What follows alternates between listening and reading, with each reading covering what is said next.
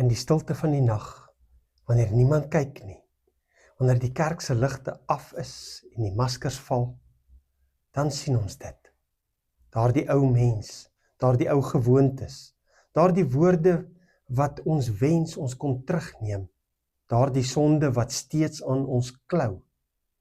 Jy noem jouself dalk 'n Christen, maar diep binne wonder jy soms, hoe kan God my nog gebruik as ek nog so dikwels val? Maar luister mooi, die evangelie sê nie dat God gekom het vir perfekte mense nie. Hy het gekom vir gebroke mense, vir mense wat sukkel, vir mense wat skaam is oor wie hulle was en selfs dalk nog steeds is. In Titus 3 herinner Paulus die gelowiges aan iets kragtigs.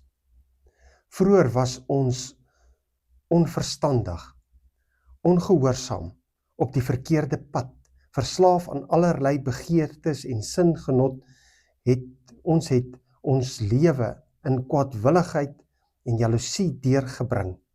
Ons was haatlik en het mekaar gehaat. Maar toe het die goedheid van God, ons verlosser, en sy liefde vir die mens verskyn. Hy het ons verlos, nie op grond van iets wat ons vir ons vryspraak gedoen het nie, maar op grond van sy eie ontferming. Dit het hy gedoen deur die wedergeboorte wat die sonde afwas en deur die Heilige Gees wat nuwe lewe gee. Nie omdat ons goed genoeg was nie, nie omdat ons dit verdien het nie, maar op grond van sy ontferming. Dit beteken, jou redding is nie gebou op jou prestasie nie, dit is gebou op Christus aan die kruis. En tog, hoeveel keer probeer ons steeds voorgee? Ons glimlag in die kerk, maar by die huis breek ons mense af. Ons praat van genade, maar leef sonder nederigheid. Ons probeer heilig lyk, eerder as om eerlik te wees. En die wêreld sien dit. Mense luister nie net na wat ons sê nie, hulle kyk na ons lewens.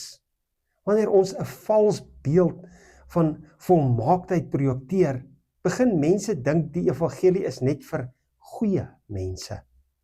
Maar wanneer ons eerlik is oor ons swakheid, wanneer ons sê, ek het Jesus nodig, elke dag, dan word Jesus sigbaar.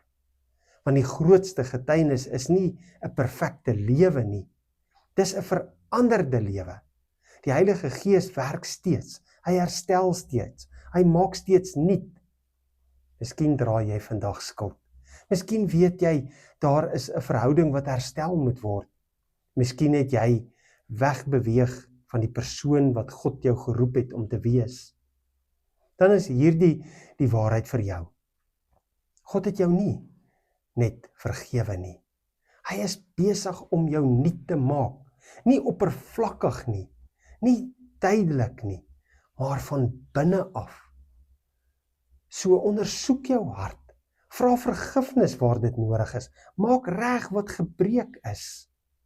En moenie wegkruip agter godsdiens nie, want die wêreld het nie nog mense nodig wat voorgee nie. Die wêreld het mense nodig wat getuig. Ek was verlore, maar Jesus het my gevind. Ek was gebroke, maar Jesus het my nuut gemaak. En vandag doen hy dit weer.